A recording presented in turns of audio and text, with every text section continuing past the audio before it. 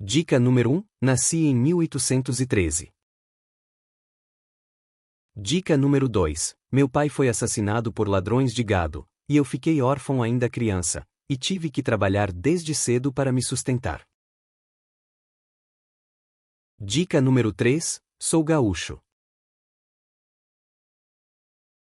Dica número 4. Comecei a minha vida profissional como aprendiz em uma loja de tecidos no Rio de Janeiro, onde demonstrei grande talento para os negócios. Dica número 5. Já fui interpretado por Paulo Betti. Dica número 6. Acumulei fortuna e prestígio graças à minha visão empreendedora e habilidade em identificar oportunidades de negócios.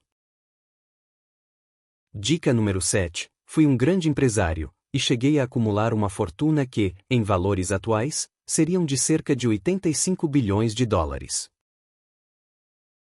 Dica número 8. O escritor Jorge Caldeira escreveu uma biografia minha. Dica número 9. Tive um papel muito importante no desenvolvimento econômico e industrial do Brasil no século XIX.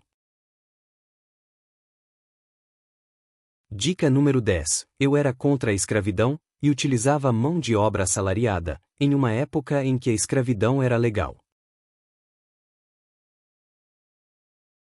Dica número 11. Recebi de Dom Pedro II, os títulos de barão e depois de visconde.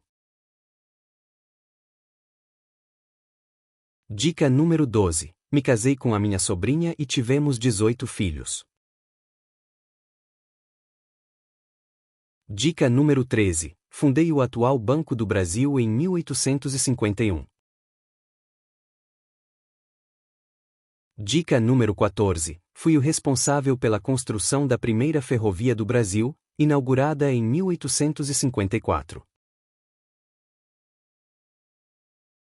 Dica número 15. Fundei um estaleiro em Niterói, um dos mais modernos da América Latina na época.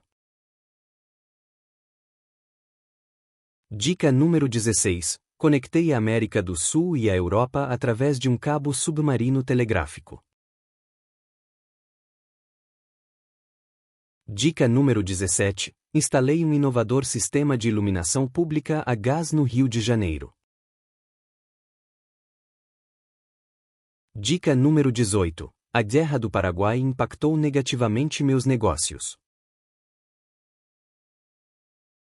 Dica número 19. Meu nome é Irineu Evangelista de Souza, mas sou mais conhecido pelo meu título nobiliárquico.